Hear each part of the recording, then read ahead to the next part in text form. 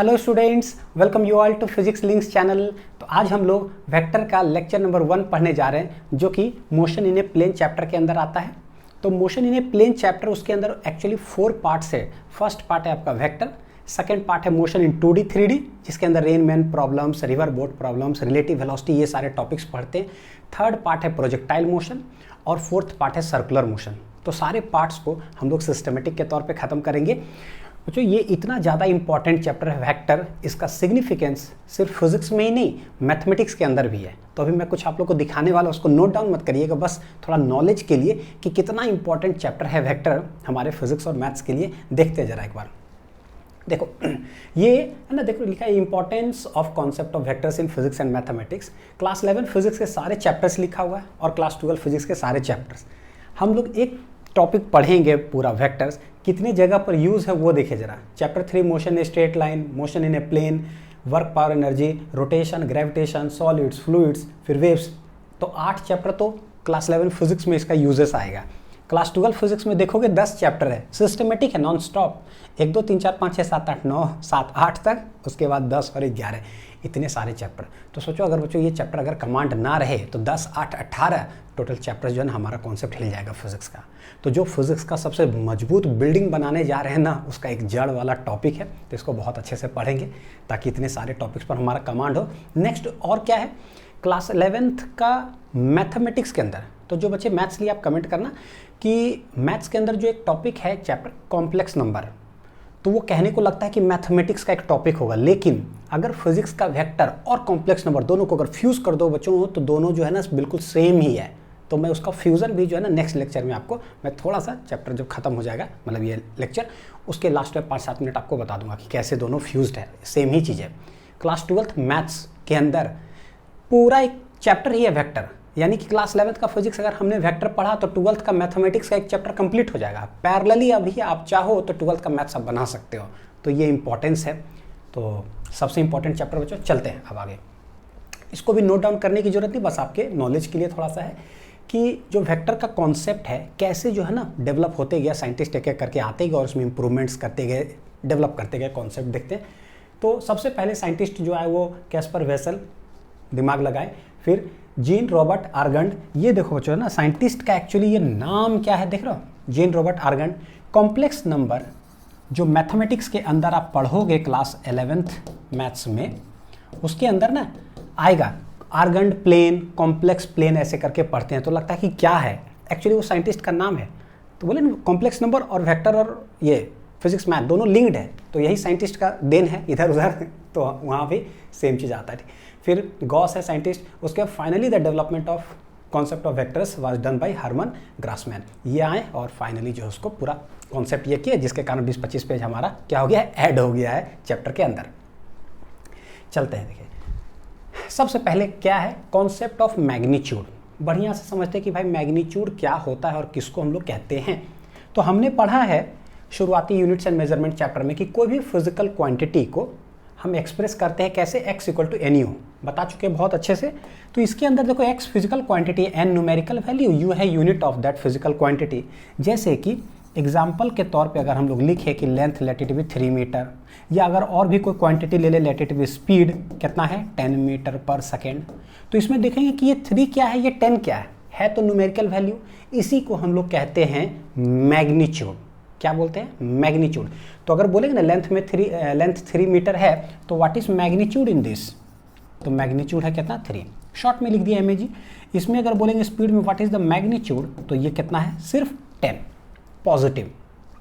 अब मैग्नीट्यूड से रिलेटेड मैं एक चीज़ बताता हूँ आप लोग को कि जो मैग्नीट्यूड है उसको हम लोग कहते क्या क्या है, नाम क्या क्या है। तो एक बोलते हैं मॉडुलस। क्या बोलते हैं, मॉडुलस। बस अलग अलग नाम है, चीज़ है सब चीज़ सेम। मॉडुलस को शॉर्ट में बोलते हैं मॉड। शॉर्ट में क्या बोलते हैं, मॉड। ये है ग्रीक वर्ड, यह है ग्रीक वर्ड मॉड, जिसका कि मीनिंग होता है it means length. It means क्या होता है, लेंथ। शॉर्ट में अगर मॉड बोल दिए इसका मतलब मॉडुलस, मॉडुलस बोल दिए इसका मतलब मैग्नीट्यूड। बोले सर ये सब तो ठीक है क्या, तो बताता हूँ एक एक करके। और मॉडुलस को जो है ना, जो भी चीज़ देख रहे हो, चाहे कुछ भी मैं बोलूँ, इसको रिप्रेजेंट करते हैं 2 गो डंटी के साथ। इस तरह से अगर डंटी लिखा हुआ रहे, उसके नंबर कुछ भी हो, तो हम लोग मतलब ऐसा रिप्रेजेंटेशन तो हम मॉडुलस समझ लेंगे। मैग्नीट्यूड क्या होता है? It is always positive. पहले सारे चीज़ समझ लेते हैं फिर। इट इज़ ऑलवेज पॉजिटिव, ये कभी भी नेगेटिव नहीं होता है, कभी भी नेगेटिव नहीं होता है। तो ये सब तो एक चीज़ समझ में आया, लेंथ है, कभी भी नेगेटिव नहीं होता है। अगर जब मैग्नीट्यूड पूछा जाएगा तो मेन हमारा जो वर्ड आता है बच्चों, पता है उसको क्या बोलते हैं? कितना। हिंदी में अगर बोले ना कितना, तो ये कभी भी नेगेटिव नहीं होगा। कैसे? मैं एग्जांपल के तहत आपको समझाता हूँ, तब इसका सिग्निफिकेंस समझ में आएगा। जैसे कि मान लीजिए कभी लिखा हुआ हो x = 5 मीटर, तो इसका क्या मतलब हुआ? मतलब हुआ कि भाई x एक्सिस में +5 मीटर है, ओरिजिन से हम ना 5 मीटर चल दिए होंगे। तो सवाल है, अगर मैं बोलूँ कि what is magnitude in this, magnitude कितना है, कितना है भाई, चले किधर, उससे कोई मतलब नहीं है कि हम इधर चला, मैं उधर चला, जाने कहाँ मैं किधर चला। अरे फिसल गया, तो गाना सुने आप, तो आप इधर चले कि उधर चले, उससे कोई मतलब नहीं। आपने चला कितना वो बताओ, वो मैग्नीट्यूड है। किधर चले तो ठीक है, पॉजिटिव मतलब राइट साइड चलेंगे, उससे कोई मतलब नहीं है। What is magnitude? It's 5।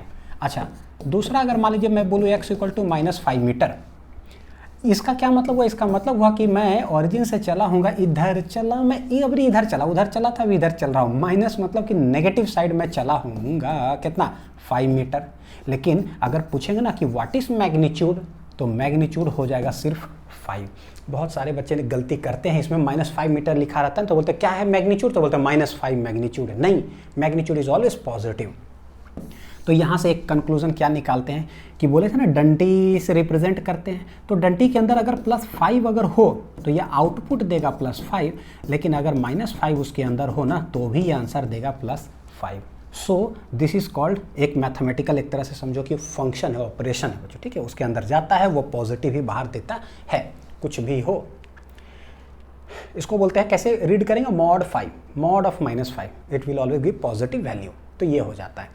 Physics में बहुत सारे जगह पे सिग्निफिकेंस है इसका। Next, concept of direction and need for vectors. Scientist को क्या ऐसा जरूरत पड़ा, जब वो डेवलप कर रहे होंगे सारे साइंटिस्ट है ना एक एक करके, तो उनको क्या जरूरत पड़ गया भाई वेक्टर का पूरा खोज करने के लिए? एक्चुअली में क्या होता है कि भाई जब वो खोजना चालू किए होंगे, कुछ नया साइंटिस्ट है, कुछ तो कर ही रहे हैं, जहाँ कोई कॉन्सेप्ट में डिस्टर्बेंस कुछ हुआ तो उसके पीछे पड़ जाते हैं। तो देखिए मैं 2 उदाहरण के साथ आपको बताता हूँ, ठीक है, ताकि दिमाग में अच्छे से फिट हो जाए कि क्या जरूरत पड़ा होगा। एक्चुअली में क्या है कि फिजिक्स में इतने सारे फिजिकल क्वांटिटीज है ना, डिस्टेंस है, डिस्प्लेसमेंट है, स्पीड है, वेलोसिटी, एक्सेलरेशन, फोर्स, मास, बहुत सारे चीज़ें। तो सारे फिजिकल क्वांटिटीज़ का जब स्टडी करना चालू किया तो उसके अंदर जो है ना कुछ डिस्टर्बेंस हुआ होगा साइंटिस्ट को, और साइंटिस्ट को अगर डिस्टर्बेंस हुआ तो भैया 25-30 पेज जो है ना फिजिक्स में जोड़ जाड़ देते हैं। देखिए आप एक साथ 1900 से लेकर 1930 तक, हाँ 30-35 साल में इतने फिजिक्स केमिस्ट्री ऐड हुए हैं कि आप मत पूछो, सारे साइंटिस्ट एक करके कुछ खोज ही रहे थे। तो जैसे कि मान लीजिए मैं बताता हूँ क्या जरूरत पड़ा होगा साइंटिस्ट को। अगर एक कॉन्सेप्ट बोल दे डिस्टेंस क्या है, जैसे कि छोड़ो डिस्टेंस क्या है यहाँ समझते हैं पहले। मान लीजिए ये है मेरा घर और घर से मैं जाता हूँ मार्केट, कितना मीटर है, इस साइड में गया तो 10 मीटर है। फिर मैं मार्केट से आ जाता हूँ घर, तो ये है मेरा कितना, फिर से 10 मीटर। अब सवाल है क्वांटिटी, देखिए फिजिकल क्वांटिटी कैसे जो है ना निर्भर करता है। मैं यहाँ से मार्केट गया घर से और फिर मार्केट से घर आया, तो भाई हम चले तो मेरा पैर तो दर्द किया घर से मार्केट के जाते वक्त, और फिर मार्केट से भी जब मैं आया तो चल रहा था एक एक कदम, मेरा पैर तो दर्द कर रहा था, फिर घर आया पैर तो पूरा दर्द किया। अगर कोई सवाल पूछे कि भाई कितना चले, तो क्या हम 0 बोलेंगे? क्या सोचो, चले 0 बोलेंगे? भाई ऐसा कैसे, अगर 0 चले हैं तो मेरा पैर कैसे दर्द कर रहा है, यानी पैर तो दर्द कर रहा है। फिजिक्स में क्या है ना कि कुछ फील अगर हुआ, कुछ दिखा ना, इसका मतलब कि कुछ कॉन्सेप्ट है। तो पैर दर्द किया पूरा चलने की वजह से। तो भाई पूरा जो चले हैं, चाहे इधर चले चाहे इधर चले, डायरेक्शन डजेंट मैटर, तो वहाँ पर एक फिजिकल क्वांटिटी आ गया। साइंटिस्ट ने, बच्चों मैं इतना थोड़ा अलग तरीके से आपको समझा रहा हूँ, थोड़ा ना समझने का तरीका जरा अलग है, थोड़ा समझिएगा। तो डिस्टेंस क्या भाई, हमने जो चला, किधर चला उससे मतलब नहीं है, फिर किधर चला उससे मतलब नहीं है, टोटल हमने चला इतना जिसके कारण मेरा पैर दर्द किया, तो भाई सब चीज़ काउंट करो, उसको हम बोल दिए कि डिस्टेंस। तो डिस्टेंस में डायरेक्शन मैटर नहीं किया, बहुत अच्छी बात है। लेकिन अगर एक टर्म आता है, मतलब ये फिजिकल क्वांटिटी, उसको बोलते हैं डिस्प्लेसमेंट। अब बहुत बार हमको ऐसा जरूरत पड़ता है फिजिक्स के अंदर, जब हमको निकालना होता है, जरूरत पड़ता है, इसी लेक्चर में भी जरूरत पड़ेगा, कि फाइंड द शॉर्टेस्ट डिस्टेंस। जैसे ट्रेन से, मान लीजिए दिल्ली से अगर मुंबई जाना हो, दिल्ली से अगर मुंबई जाना हो ट्रेन से, तो भाई ट्रेन से जब जाएंगे, अब कहीं पहाड़ आ गया, क्या आ गया, पहाड़, तो हम लोग क्या करते हैं, बगल से पूरा ट्रेन घूमता है। कहीं नदी आ गया, तालाब आ गया, तो फिर भैया पूरा नदी के बगल से घूम करके फिर क्या जाता है, मुंबई। यानी कोई डिस्टर्बेंस आया तो बढ़िया से गोल घूमती है ट्रेन। लेकिन फ्लाइट क्या है भाई, दिल्ली यहाँ एयरपोर्ट ऊपर उड़ा, उसके बाद मुंबई यहाँ उड़ा, धड़ाक से एकदम, है ना। शॉर्टेस्ट रूट जो है वो प्रीफर करती है कौन, फ्लाइट। तो ये आया ना, कुछ भी चीज फिजिक्स में दिख रहा हो, हम फ्लाइट से जा रहे भैया, सब फिजिक्स है। तो this is the shortest distance between Delhi and Mumbai. जरूरत पड़ा मेरे को, साइंटिस्ट को भी जरूरत पड़ा, shortest distance between initial and final point. तो यहाँ पर वो किए कि मैं घर से गया मार्केट, तो 10 मीटर में गया, और वहाँ से फिर जब यहाँ आ गया तो मेरे लिए क्या हुआ, देखो इसको क्या है, this is the shortest distance. समझ लेना, बड़ी काम करेगा। Shortest distance between initial and final, shortest distance between initial and final point, initial and final point. अब मैं बोलूँ कि भाई होम से हम मार्केट गए थे, तो मेरे लिए इनिशियल भी यही है और मेरे लिए फाइनल भी यही है। तो इधर 10 मीटर गए और उधर से इधर आए 10 मीटर। तो बताइए कि what is the shortest distance between initial and final. तो भैया यहीं पर हम हैं, तो यहीं है, तो आंसर क्या आ जाएगा, 0। क्या आंसर आएगा बच्चों, 0। अब ये 0 का क्या सिग्निफिकेंस है, तो हम लोग धीरे धीरे जैसे फिजिक्स पढ़ते जाएंगे तो समझ में आएगा कि भाई 0 का क्या सिग्निफिकेंस होता है। It is the shortest distance between initial and final point. इसका फिजिक्स में बहुत ज़बरदस्त सिग्निफिकेंस है। अब यहाँ पर क्या आ गया, 0 आ गया। इसका मतलब जहाँ से हम चले थे हम फिर लौट करके वहीं आ चुके हैं। अब देखो क्या हुआ, ये डायरेक्शन पर निर्भर नहीं किया, कितना चले, तो भैया 10 इधर चले चाहे 10 इधर चले, टोटल काउंटिंग हुआ। इसमें क्या है, डायरेक्शन मैटर किया। जब हम ऐसे जा रहे थे तो हमने +10 किया होगा कि गए, फिर लौट के हम आए, गारंटीड 0 आया कैसे, तो +10 -10 किए होंगे तब जाके 0 आया। यानी ये एक ऐसा फिजिकल क्वांटिटी है फिजिक्स का जिसमें कि डायरेक्शन मैटर करता है। कैसे आया होगा ये, तो बोले +10 -10 किए होंगे तब जाके 0 हो गया होगा। तो इट इज़ डायरेक्शन डिपेंडेंट। अब यही 2 क्वांटिटी का मैं उदाहरण दिया, ऐसा बहुत सारा क्वांटिटी साइंटिस्ट को डिस्टर्ब किया हो, यार डायरेक्शन हम चेंज करते हैं ना तो कुछ बदल ही जाता क्वांटिटी, यहाँ पर नहीं बदलता है। इसका मतलब है कि वेक्टर का कॉन्सेप्ट कुछ आ गया, कुछ डायरेक्शन से रिलेटेड भी है, कोई बिना डायरेक्शन से भी रिलेटेड है। तो ये जो है ना जड़ हो जाता है कि नीड फॉर वेक्टर्स और कॉन्सेप्ट फॉर डायरेक्शन से रिलेटेड। ठीक है, चलिए टाइप्स ऑफ फिजिकल क्वांटिटीज क्या है। अब यहाँ पर हम लोग देखते हैं, सबसे पहला स्केलर क्वांटिटी, वेक्टर क्वांटिटी, और एक होता है टेंसर क्वांटिटी। एक एक करके देखते हैं। ये स्केलर क्वांटिटी बहुत आसान सा चीज़ होता है बच्चों, लेकिन कैसे बुक्स में जो डेफिनेशन लिखा होता है और जो एक्चुअली होता है कैसे कॉन्ट्राडिक्ट होता है, तो वो भी हम लोग देखते हैं। तो सबसे पहले क्या देखेंगे, स्केलर क्वांटिटी। देखिए जो डेफिनेशन उसको मैंने लिख के रखा है, तो मैक्सिमम चीज़ जो है ना एप्लीकेशंस अब ये समझते हैं कि क्या क्या है। What is scalar quantity. अब देखिए, the physical quantity which does not very with direction. ये बच्चों मैं अपना बता रहा हूँ, बुक्स के अंदर कुछ और लिखा रहता है। ठीक है, देखते हैं पहले क्या है, किसको बोलते हैं scalar quantity. Which does not very, change ना हो, किसके साथ, डायरेक्शन के साथ। अभी हमने देखा था कि डिस्टेंस एक ऐसा चीज़ है ना कि मैं घर से गया मार्केट और मार्केट से आया घर, 10 मीटर इधर 10 मीटर इधर, डायरेक्शन हमने चेंज किया, ऐसे फिर ऐसे। लेकिन ये एक ऐसा चीज़ है जो डायरेक्शन पर डिपेंड ही नहीं किया। तो भाई किधर भी आप चले दोनों तरफ ऐड हो गया और जिसके कारण ये आया। तो ऐसे क्वांटिटीज़ को हम लोग क्या बोलते हैं, scalar quantities, which is direction independent एक तरह से। बहुत अच्छी बात है।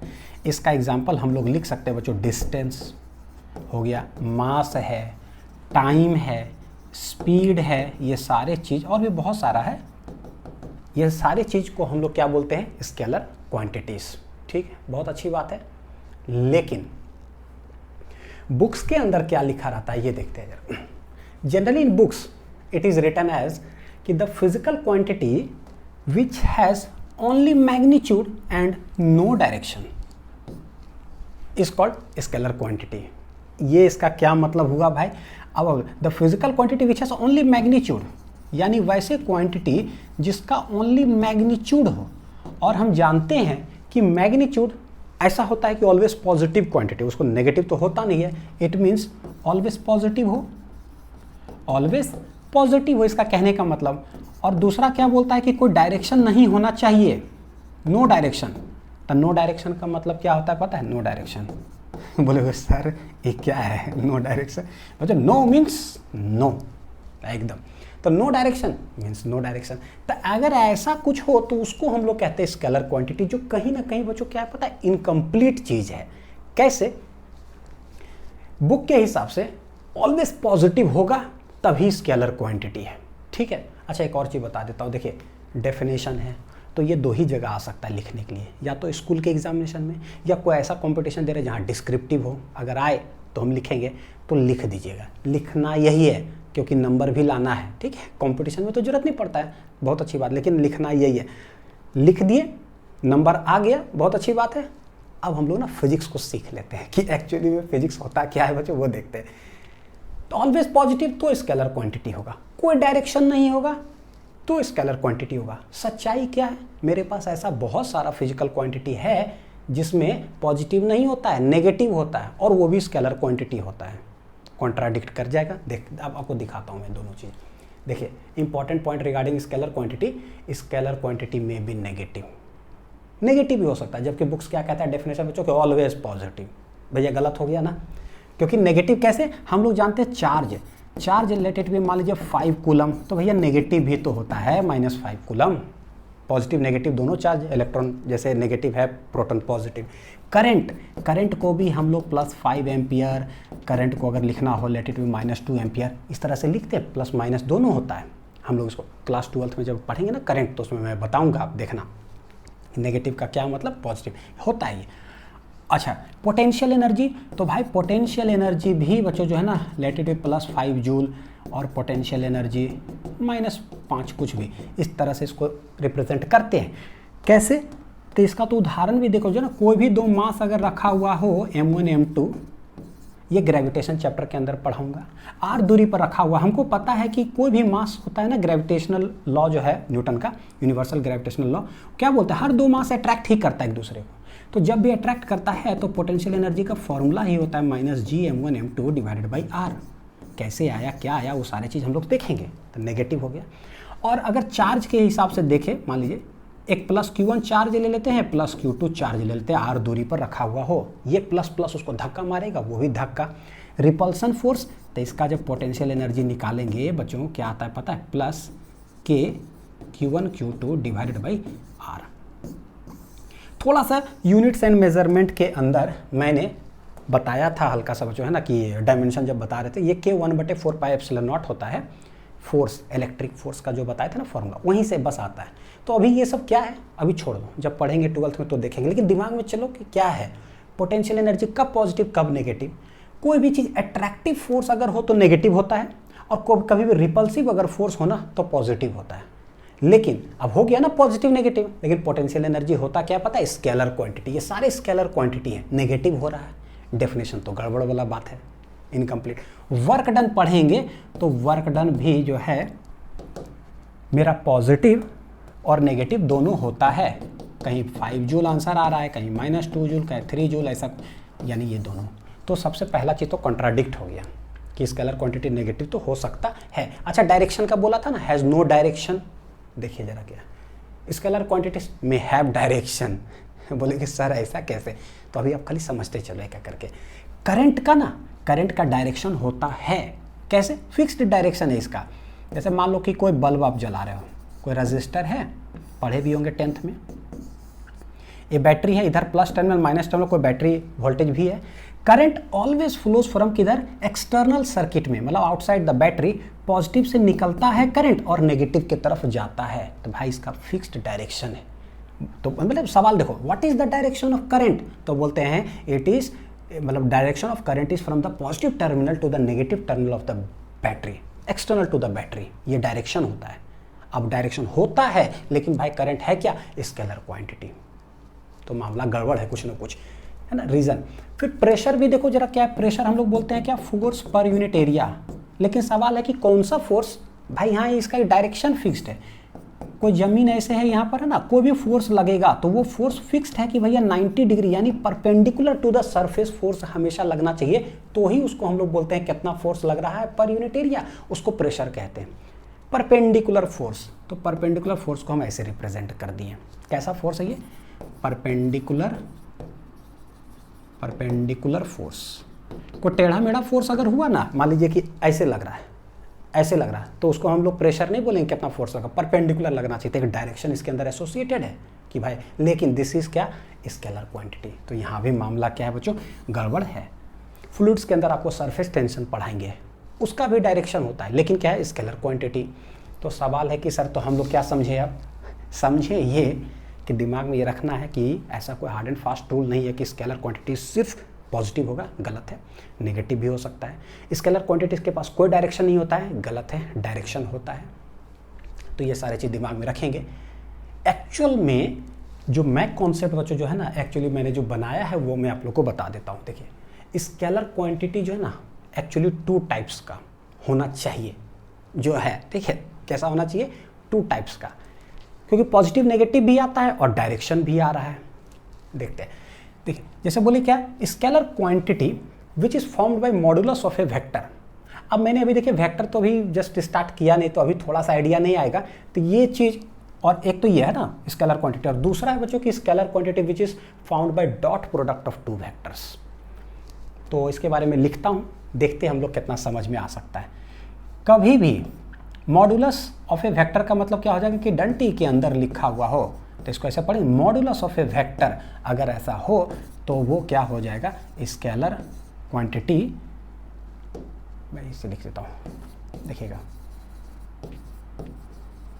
स्केलर क्वांटिटी होगा, ये कंफर्म्ड है कब, जब कोई भी वेक्टर अगर हो उसका हम लोग अगर मॉड ले लें तो ये स्केलर क्वांटिटी होगा। अब अभी सवाल उठता है कि सर हमको वेक्टर तो अभी आपने पढ़ाया नहीं, समझ में नहीं आ रहा है, क्या करें। अभी आप नोट डाउन कर लो, अपने आप समझ में आ जाएगा कुछ देर के बाद जब हम लोग पढ़ेंगे ना वेक्टर। तब मॉडुलस ऑफ ए वेक्टर, इतना तो पता है कि भाई इसके अंदर कुछ भी हो, मॉड लगाने का मतलब ही होता है कि we will get a positive value. We will get है बच्चों क्या, we will get a positive value. ये दोनों जो मैं करेक्शन कर रहा हूँ ना, कि ये दोनों अगर 2 टाइप्स अगर इंक्लूड करते हैं तो सारे कुछ इसके अंदर आ जाता है। We will get a positive value, यानी कि जितने भी पॉजिटिव वैल्यू अगर कुछ है, सारा चीज तो सब चलाएगा बच्चों इसके अंदर कि मॉडुलस ऑफ ए वेक्टर, तो वो हो जाएगा स्केलर क्वांटिटी।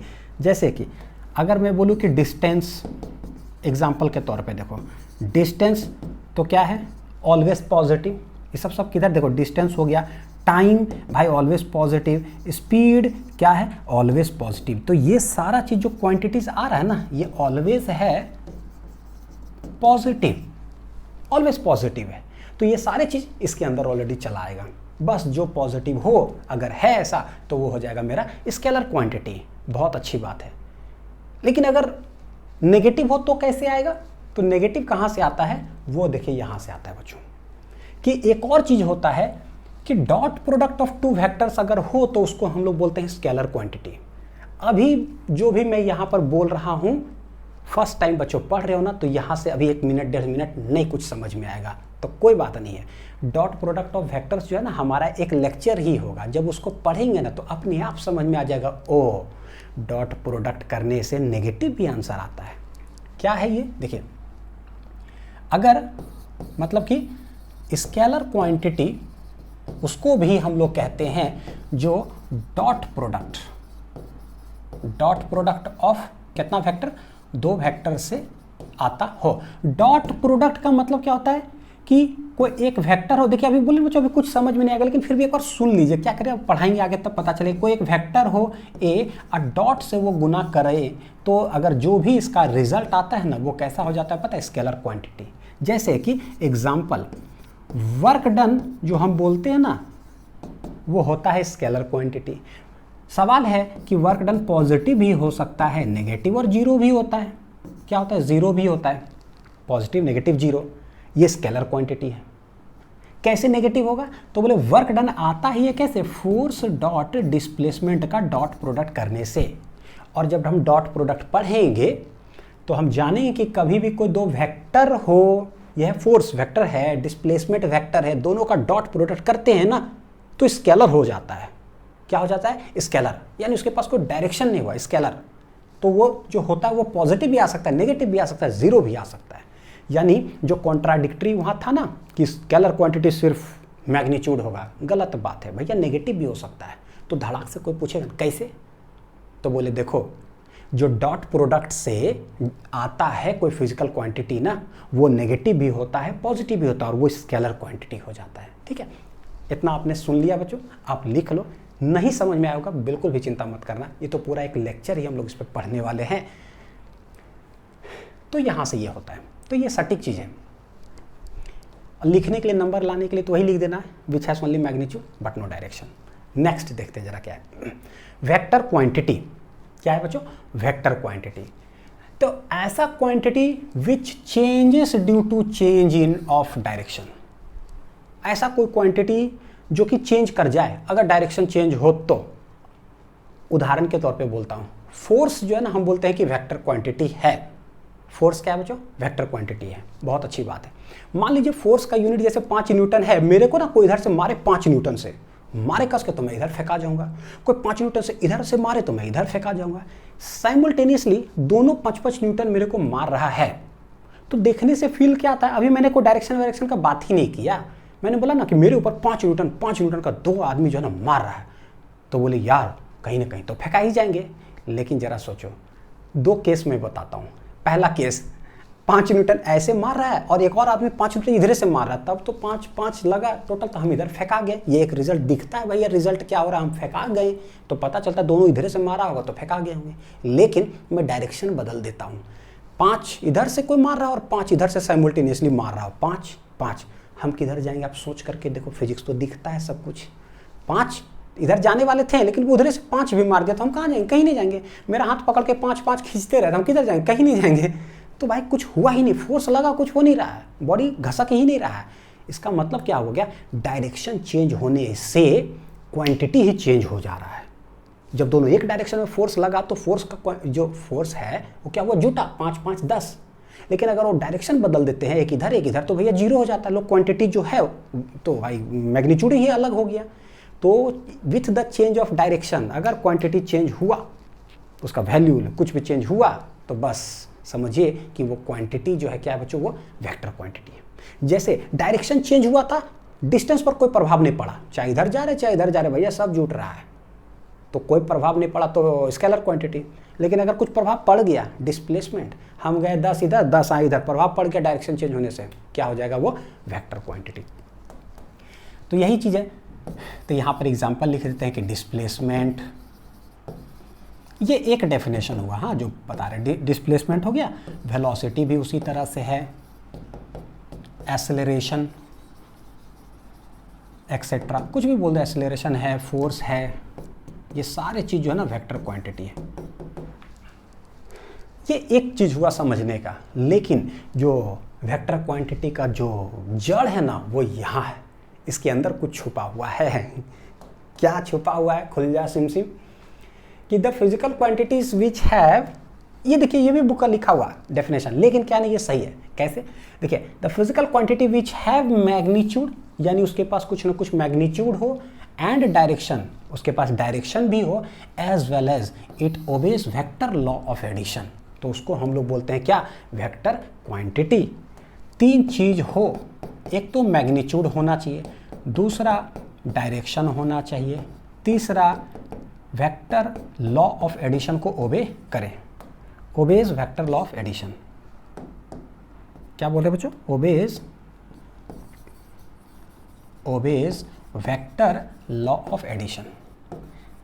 अगर ये 3 चीज है तो आराम से आंख बंद करके उसको बोल देंगे कि ये वेक्टर क्वांटिटी है। मैग्नीट्यूड, जैसे कि उदाहरण है क्या भाई?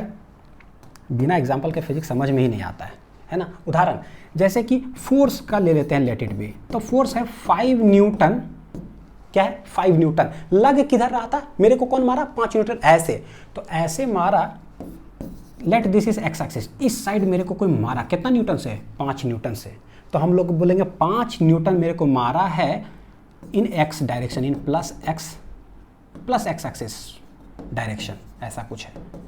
तो यहां पर आ गया ना, दोनों चीज आ गया, क्या है भाई फोर्स में, एक तो मैग्नीट्यूड आ गया कि कितना, मैग्नीट्यूड का मतलब होता है कितना और किधर, तो भाई पॉजिटिव एक्स एक्सिस के तरफ। तो ये एक ऐसा क्वांटिटी हुआ जो इसमें मैग्नीट्यूड भी आया और डायरेक्शन भी आया। भैया ये क्या है, ये क्या है, ये बोलता है कि सिर्फ यही दोनों क्राइटेरिया बच्चों नहीं होता है किसके लिए, वेक्टर क्वांटिटी के लिए। बड़ी इंपॉर्टेंट चीज देखिए क्या है, मतलब मैं कह रहा हूं कि अगर कोई क्वांटिटी मैग्नीट्यूड हो और डायरेक्शन हो, तो क्या ये नेसेसरी कंडीशन है कि ये दोनों होगा तो वेक्टर क्वांटिटी होगा? नहीं। अभी हमने देखा कि मैग्नीट्यूड और उसके साथ डायरेक्शन अगर हो, याद है अभी पढ़े थे, करंट के पास क्या है, डायरेक्शन भी होता है और उसका मैग्नीट्यूड भी है कितना, तो वो तो दोनों है, तो स्केलर क्वांटिटी हो गया। तो भैया अगर ये दोनों होगा ना, तो हम लोग क्या बोलेंगे, कैन बी स्केलर और वेक्टर, कैन बी स्केलर और वेक्टर ये। लेकिन अगर वेक्टर के लिए एक नेसेसरी कंडीशन होगा, अगर ओबे किया, ओबे वेक्टर लॉ ऑफ एडिशन, ऐसे लिख देता हूं ताकि जो है ना वेक्टर लॉ ऑफ एडिशन, देखिए एक चीज तो बड़ा बढ़िया से क्लैरिटी आ जाएगा, obeys vector law of addition, obeys vector law of addition. देखिए अगर इसका दो जवाब है, अगर है यस कि हाँ सच में ओबे करता है, और अगर है नो, अगर सच में ओबे किया तो भैया ये बन जाएगा क्या, वेक्टर क्वांटिटी। ये बढ़िया है, एकदम डायरेक्ट जो है ना क्लैरिटी है कि भैया दोनों में से कैसे आप डिफरेंशिएट करोगे। और अगर नहीं ओबे किया ना वेक्टर लॉ ऑफ एडिशन, तो ये बन जाएगा स्केलर क्वांटिटी। अब मेरे ख्याल से ट्रांसपेरेंट हो गया होगा चीज़, हाउ टू आइडेंटिफाई कि कोई भी क्वांटिटी जो है ना ये है, magnitude and direction both may be scalar और मे बी वेक्टर क्वांटिटी। मेरे पास दोनों उदाहरण हैं, लेकिन has magnitude has direction do not obey vector law of addition, तो हो जाएगा scalar. Obeys vector law of addition, vector quantity. सवाल है कि sir what is vector law of addition, यही तो नहीं पता, पहले तो इसको नोट डाउन कर लीजिए, वेक्टर लॉ ऑफ एडिशन। तो मैं फोर्स का उदाहरण आप लोग को समझाता हूं बच्चों, ठीक है, कि वेक्टर लॉ ऑफ एडिशन जो है ना वो क्या है। या हम लोग ऐसे कर सकते हैं, पता है क्या, यहां पर ना थोड़ा सा मैं लिख देता हूं कि वेक्टर लॉ ऑफ एडिशन, मैं यहां पर बताऊंगा बच्चों, लेकिन क्या थोड़ा सा आगे पढ़ लेते हैं कुछ टॉपिक, कुछ समझ में आ जाए कि भाई वेक्टर क्या होता है, कैसे क्या है, और उसके बाद फिर आकर के यहाँ समझाता हूँ कि vector law of addition hold किया तो कैसे जो है ना फोर्स कहला गया वेक्टर क्वांटिटी, क्योंकि अभी समझ में नहीं आएगा। इसका डिटेल जो है ना हम लोग लेक्चर नंबर 3 में पढ़ेंगे। लेक्चर 3 का बच्चों हेडिंग ही होने वाला है, क्या पता है, वेक्टर लॉ ऑफ एडिशन, पूरा लेक्चर ही वही रहेगा, तो अच्छा समझ में आएगा। लेकिन फिर भी मैं आपको यहाँ कोशिश करूँगा समझाने के लिए, ठीक। आगे देखते हैं, यहाँ पर जगह छोड़ दीजिएगा, एक तो वो जगह छोड़ करके फिर ये क्वेश्चन भी लिख लीजिए कि why current is a scalar quantity although it has direction. Current scalar quantity क्यों है भाई, जबकि उसके पास डायरेक्शन है, तो इसका रीजन बताऊंगा। कैसे डिफरेंशिएट होता है, नहीं होता है, सिर्फ एक ही चीज़ है, क्या ओबे करता है वेक्टर लॉ ऑफ एडिशन या नहीं करता है, वहीं से पता चल जाता है कि या तो स्केलर होगा या तो वेक्टर। ये भी क्वेश्चन लिख करके कुछ जगह छोड़ दीजिए, बढ़ते आगे, फिर बैक आएंगे और इसको दोनों को आंसर करेंगे, ठीक है, ताकि आप समझ लो चीज़ें। Important points regarding vectors. सबसे पहला क्या है कि भाई वेक्टर वेक्टर वेक्टर जो बोले सर वेक्टर को रिप्रेजेंट कैसे करते हैं बच्चों, vector is represented by an arrow sign. क्या है एरो साइन, ऐसे। तो जब भी कोई एरो इस तरह से रिप्रेजेंटेड हो, हम लोग इसको बोलते हैं क्या, पूंछ यानी कि टेल, इसको बोलते हैं मुड़ी यानी कि हेड क्या बोलते हैं इसको, टेल, इसको बोलते हैं हेड।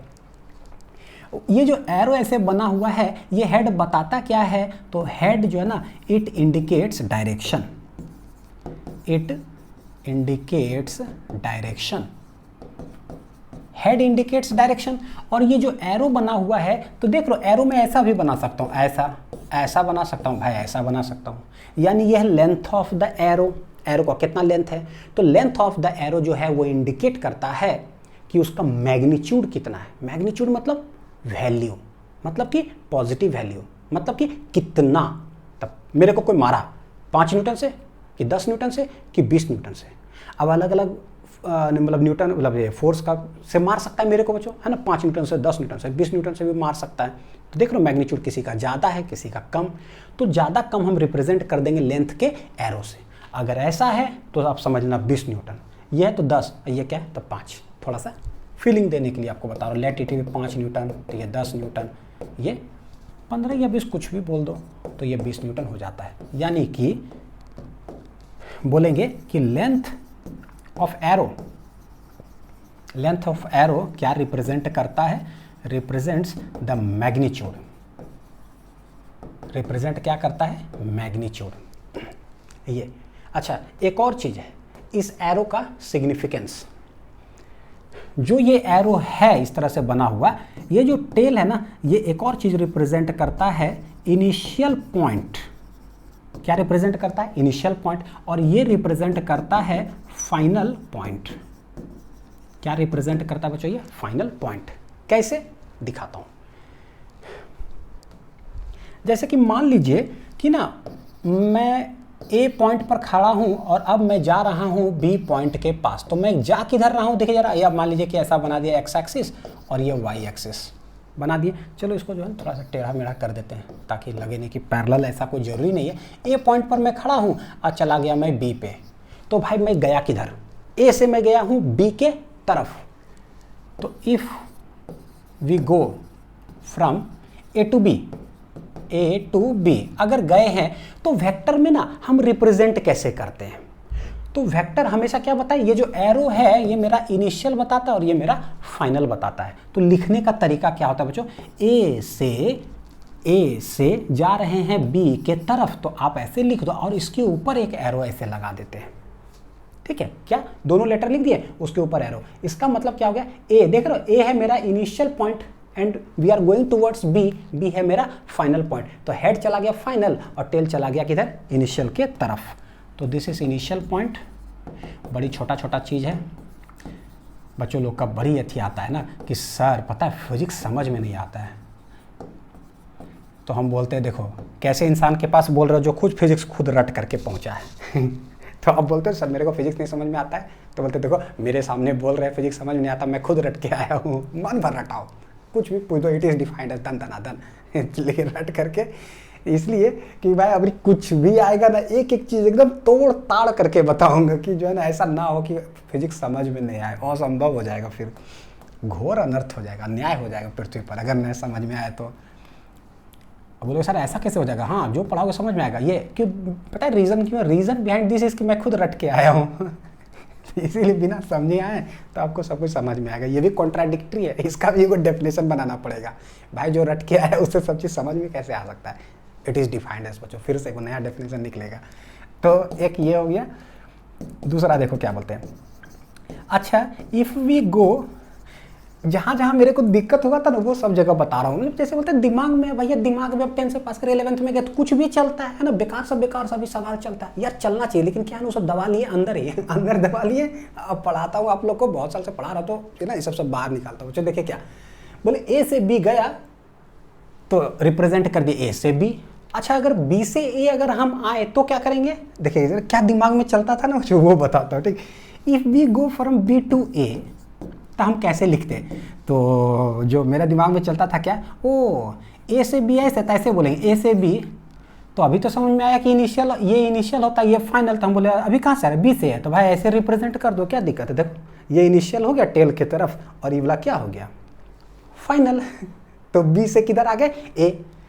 तो ऐसे नहीं रिप्रेजेंट करते, ठीक है, ये गलत तरीका है। बड़ी छोटा छोटा चीज़ लेकिन फिर भी जो है ना मतलब सीखिए कि यार क्यों काहे कैसे।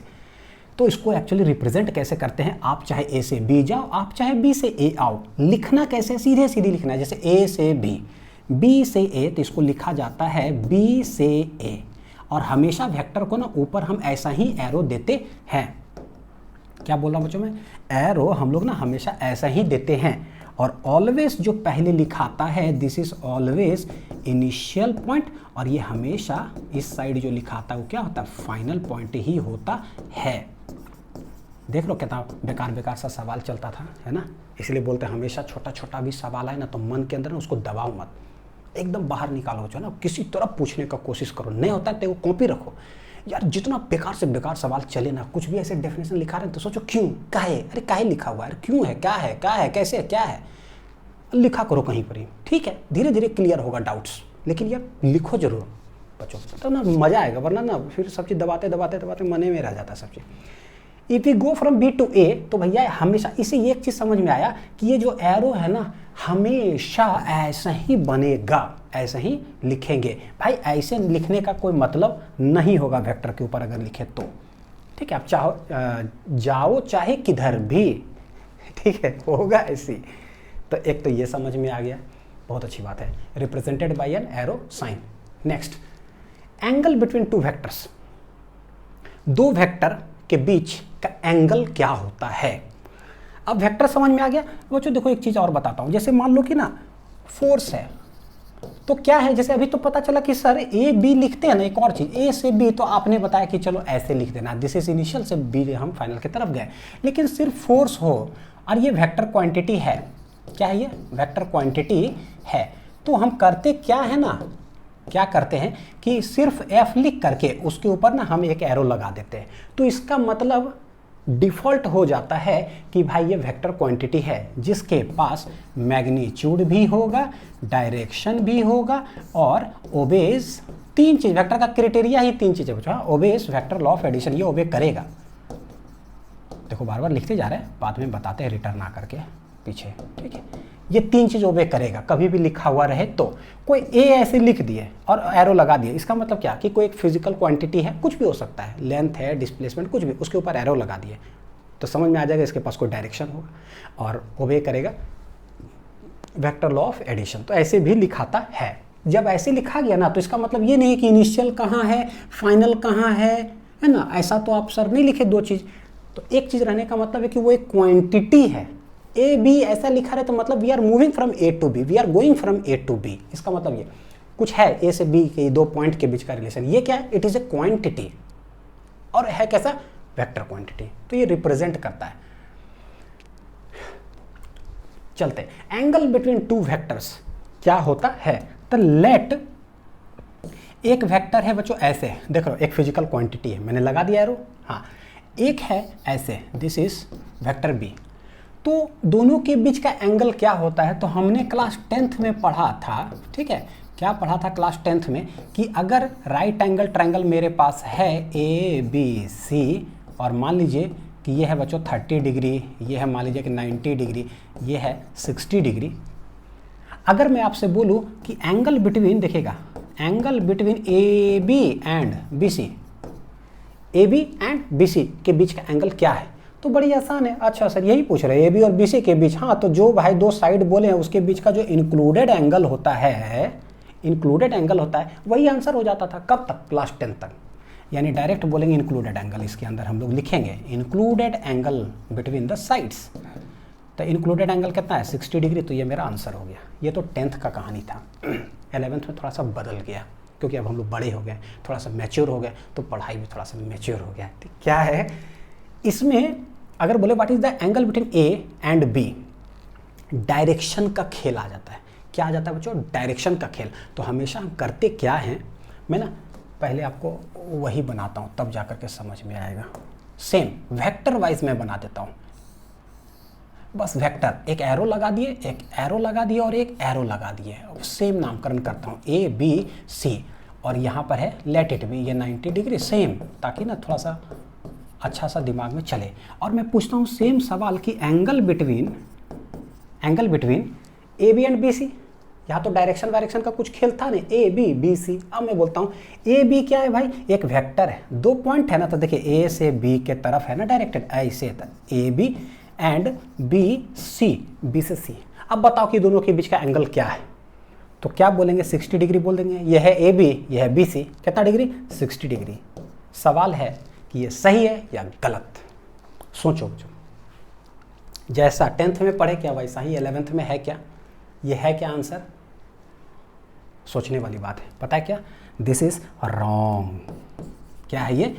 रॉन्ग, गलत हो गया। बट यहाँ पर क्या था? राइट। यहाँ सही है इंक्लूडेड ये दोनों साइड के बीच, लेकिन यहाँ पर ये दोनों बोले ना तो हो जाता है गलत। सवाल है कि कैसे सर? एक्चुअली क्या है ना बच्चों, यहाँ पर है डायरेक्शन का खेल होने का मतलब क्या हुआ कि सबसे पहले जो है ना हम बोलेंगे ए बी, तो आप ए बी है किधर? तो ट्रिक बता रहा हूँ डायरेक्ट कि ए बी जिधर जो डायरेक्शन में है ना पहले उसको खींच दो लंबा सा। पहले किधर है? तो बोले ए बी है इस साइड, तो पहले क्या करते? ए बी को खींच दो। तो ए बी को हमने खींच दिया ऐसे, बहुत अच्छी बात है। बी सी किधर है भाई? बी सी है इधर, तो बी सी को भी पकड़ करके खींच दो, पूरा खींच दिए। तो एक खिंचाया इधर, एक खिंचाया इधर। अब जब खिंचा जाता है ना तो उसके बीच का एंगल जो है ना तो वो कहलाता है क्या? Angle between the vectors. जैसे नहीं होता कि मान लीजिए एक वो इधर खींच दिए, बहुत अच्छी बात है। इसका मतलब हुआ कि एक कोई इंसान ना इस साइड फोर्स लगा रहा होगा कुछ है ना, या इधर चल रहा होगा, तो एक डायरेक्शन हो गया। तो एक डायरेक्शन फिक्स हो गया। दूसरा किधर है भाई? तो जो पहला डायरेक्शन है ना वहां से वो किधर है वो बताओ। इसीलिए कैसे हम लोग पता करेंगे? एक इधर हो गया, बहुत अच्छी बात, हमने पूरा खींच दिया। अब जो दूसरा है ना बताओ कि ये तो इस साइड है, यहां से वो किधर है? तो बोलेंगे उसको भी खींचो। खींच दिए पूरा, तब बोलते हैं कि अच्छा यहां से ना ये इधर है। ये वाला किधर लग रहा है? बीसी, बीसी है इधर। तो दिस इज कॉल्ड, ये जो लाल से लिख रहा हूं ना, this is called angle between A B and B C vector. ये कहलाता है angle between A B and B C vector. तो ये कितना आ जाएगा? तो बोलिए टोटल लाइन है बच्चों, देखो क्या स्ट्रेट लाइन है। स्ट्रेट लाइन पर जो एंगल होता है हमको पता है दिस इज 60, तो ये कितना हो जाएगा? 120 डिग्री होगा। नहीं होगा? देखो ये वाला, तो आंसर विल भी कितना पता है? 120 डिग्री। दिस इज हो जाएगा राइट। ये सही है, ये सही है, और ये क्या है? गलत। तो बड़ा छोटा छोटा चीज है, हमेशा क्या करो? एक्सटेंड कर दो। चलिए यहां पर मैं एक बार जरा सा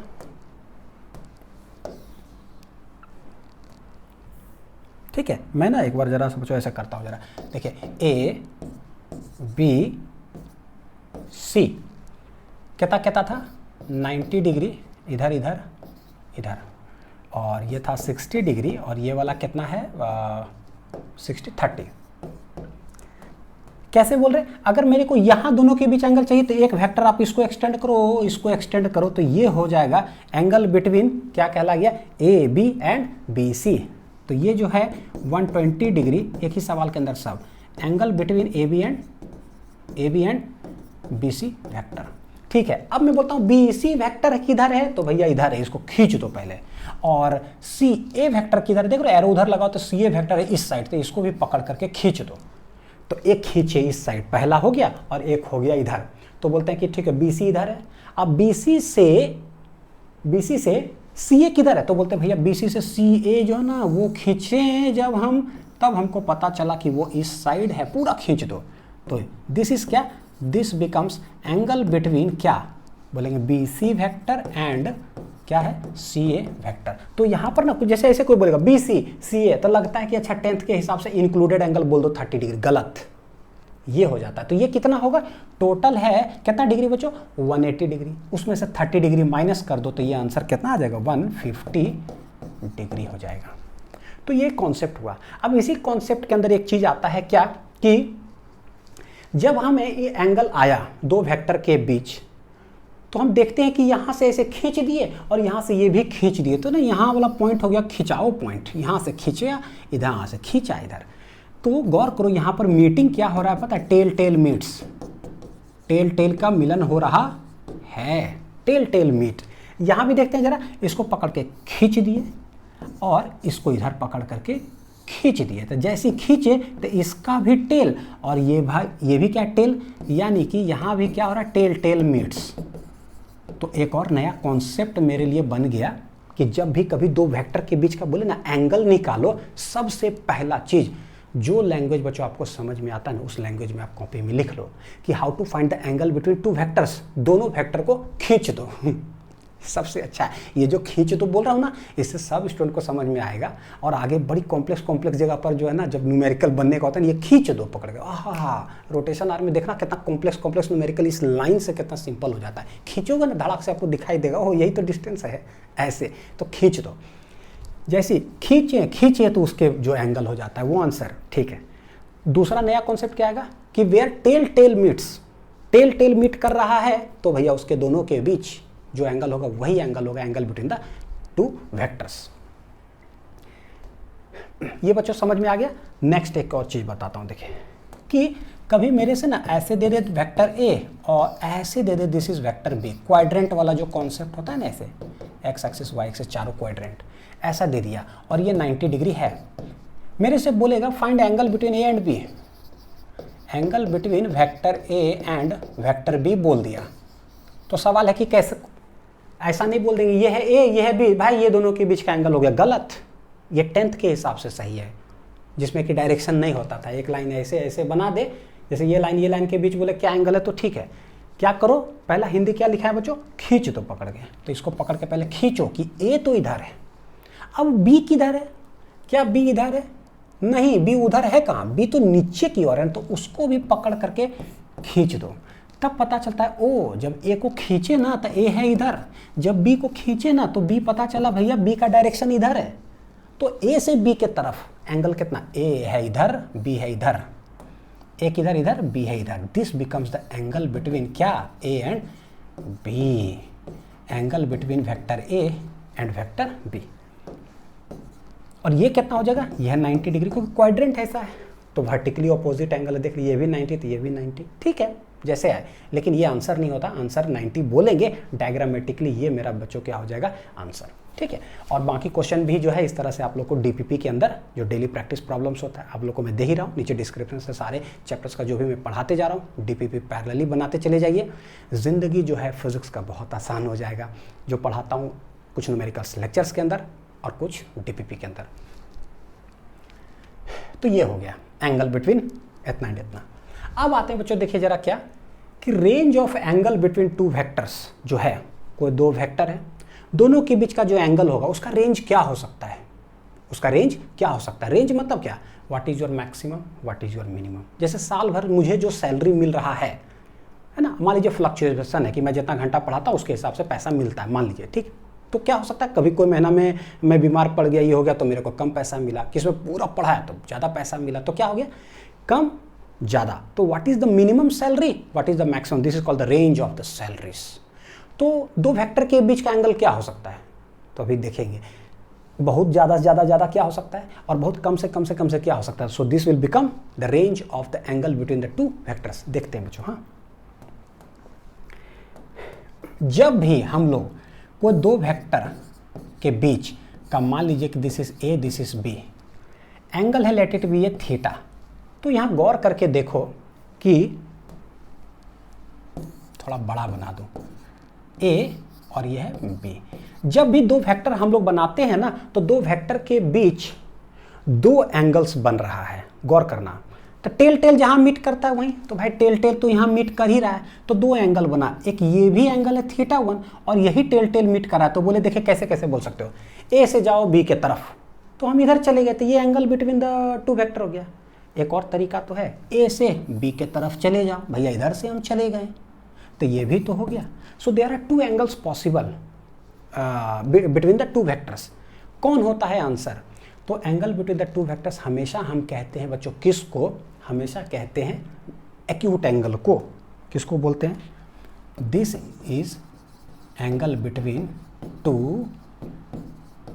वेक्टर्स। हमेशा जो है ना angle between two vectors always is the acute angle between the two vectors. मतलब ऐसे आप एक नोट पॉइंट लिख सकते हो कि angle between two vectors is always the acute angle, is always the acute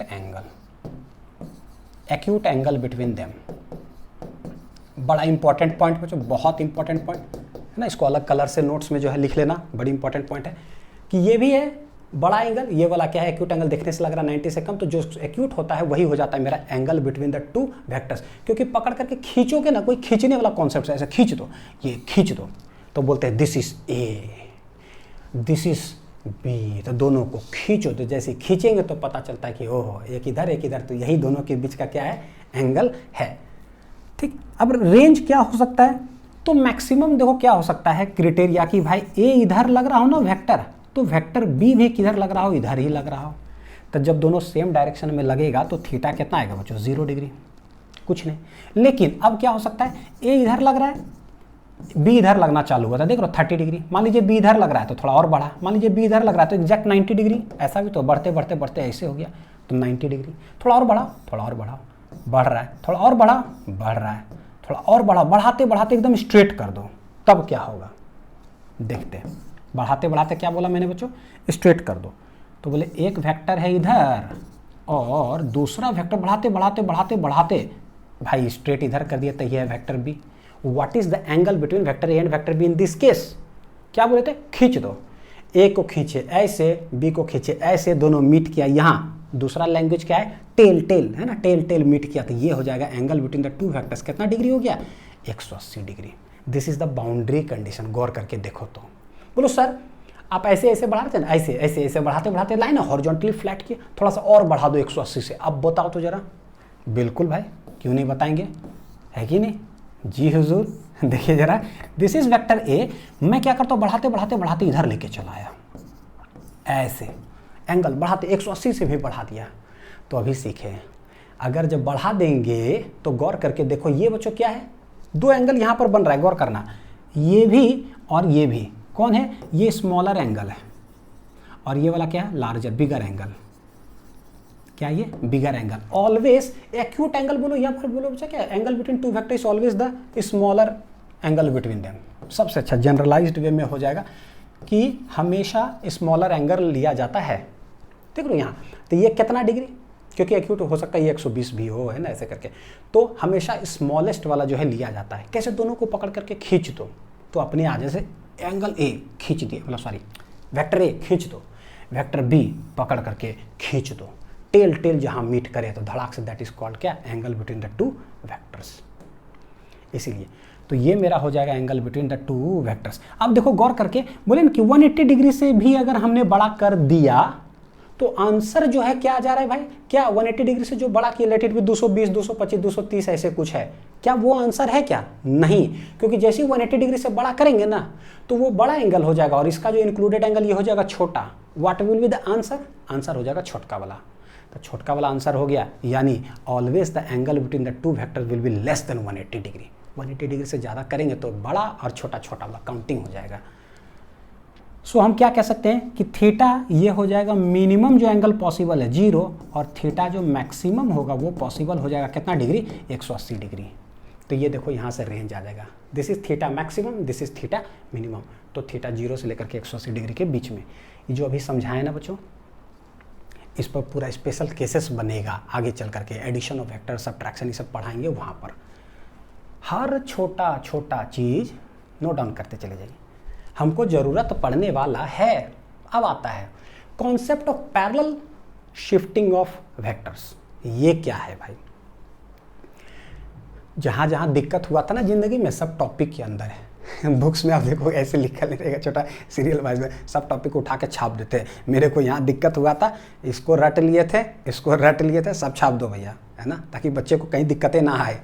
देखो पैरेलल शिफ्टिंग ऑफ वेक्टर का मतलब होता है दो तरह से हम शिफ्ट कर सकते हैं। कैसे, एक तो मान लो जैसे कि कैसे बताऊँ आप लोगों को, अच्छा ठीक है, जैसे बिल्डिंग में रह रहा हूँ, हाँ यही देख लेते हैं, बिल्डिंग में रह रहा हूँ, गली है ये, मेन रोड से गली अंदर आ रही है भाई, हम ऐसा भी हो सकता है कि जो पहला मकान है ना बिल्डिंग, उसी में रह रहे हो, या शिफ्ट करें, बोले उसमें प्रॉब्लम हो गया तो सेकंड में, थर्ड में, फोर्थ में, ऐसे कर करके, यानी कि मैं शिफ्ट कर सकता हूँ ऐसे। सो ये कौन सा शिफ्टिंग है भाई, अब मैं फोर्थ वाला जो बिल्डिंग है ना मैं उसमें रहता हूँ, तो क्या हो गया ये, दिस इज हॉरिजॉन्टल शिफ्टिंग, है ना, कैसे कैसे शिफ्ट हुआ। अच्छा, अब मैं जिस बिल्डिंग में रह रहा हूँ, मान लीजिए कि 10 तल्ला बिल्डिंग है, मान लीजिए बच्चों कितना 10th फ्लोर का बिल्डिंग है, अभी मान लीजिए मैं सेकंड फ्लोर पे रहता हूँ, लेकिन यार सेकंड फ्लोर में कुछ प्रॉब्लम हो गया, मेरे को 10th फ्लोर पे जाना है, तो मैं कैसे शिफ्ट करूँगा, थर्ड, फोर्थ, फिफ्थ, सिक्स, ऐसे करते करते इतना 10th पे चले गया, तो दिस इज कैसा shifting, this is vertical shifting. देखो एक लाइन जो है शिफ्ट हो रहा फ्लोर, तो दिस इज वर्टिकल शिफ्टिंग। और गली में जब एंटर किया ऐसे, दिस इज हॉरिजॉन्टल शिफ्टिंग। तो वेक्टर भी जो है ना हॉरिजॉन्टल शिफ्टिंग टेक्स प्लेस होता है और वर्टिकल शिफ्टिंग भी टेक्स प्लेस होता है। सवाल है कि सर क्या बता रहे हो यार, हॉरिजॉन्टल वर्टिकल। बच्चों थोड़ा सा है ना देखते हैं, इसका सभी चीज़ का जरूरत है, क्या करें, कॉन्सेप्ट ऑफ फिजिक्स है ना। देखिए हॉरिजॉन्टल शिफ्टिंग ऑफ वेक्टर का मतलब हुआ कि लेट दिस इज ए और दिस इज बी, दो वेक्टर हो गया, दोनों के बीच का एंगल है थीटा, है टेल टेल मिल रहा है। अच्छा बोलते कि बी वेक्टर यहाँ लग रहा है ना, आप इसको शिफ्ट कर दो, कैसे, हॉरिजॉन्टली। तो हॉरिजॉन्टली मतलब अभी यहाँ है, घसकाते घसकाते घसकाते हम यहाँ ला देते हैं, ठीक है, तो आप ला दीजिएगा। तो मैं क्या करता हूँ, जैसे है वेक्टर ना उसको उठा करके बच्चों मैं यहाँ ला दिया, तो मैं कह सकता हूँ दिस इज हॉरिजॉन्टल शिफ्टिंग। अच्छा भाई जब यहाँ था तो एंगल बिटवीन, यहाँ पर क्या है, angle between vector A and vector B जो है ना वो है थीटा। जब आप ऐसे शिफ्ट कर दिए तो what is the angle between A and B, तो angle between A and B हम बता चुके हैं, कैसे निकालते हैं, खींच दो, बस खींच दो भैया, खींचो। तो दिस इज ए को पूरा खींच दिए, और बी जो है, बी अब ये है ना, इसको शिफ्ट कर दिए, बी को तो उठा के यहाँ लाए, पकड़ के इसको खींच दो, खींचे तो देखे कि अरे, देख लो गौर करके बच्चों, ये लाइन वही है और ये लाइन यही है, तो क्या कह सकते हैं, दिस इज ऑल्सो क्या थीटा, क्या ये पैरेलल लाइन नहीं हो गया, पैरेलल लाइन है, तो ये theta theta corresponding angle. Hence हम लोग कह सकते हैं यहाँ भी एंगल बिटवीन जो है ना vector A and vector B क्या है, थीटा ही है। इसका क्या मतलब हुआ कि भाई ओरिजिनली जैसे है ना, जब आप हॉरिजॉन्टल शिफ्ट कर दे तो फिर भी angle between A and be remain same, यानी कि हम लोग वेक्टर को हॉरिजॉन्टली शिफ्ट कर सकते हैं, कोई फर्क नहीं पड़ता है। इसका जरूरत पड़ता है मेरे को पूरा फिजिक्स के अंदर, इसीलिए ऐसा कॉन्सेप्ट है बच्चों। वर्टिकल शिफ्टिंग कैसे हो जाएगा, वर्टिकल शिफ्टिंग देखते हैं। दिस इज वेक्टर ए और this is vector B.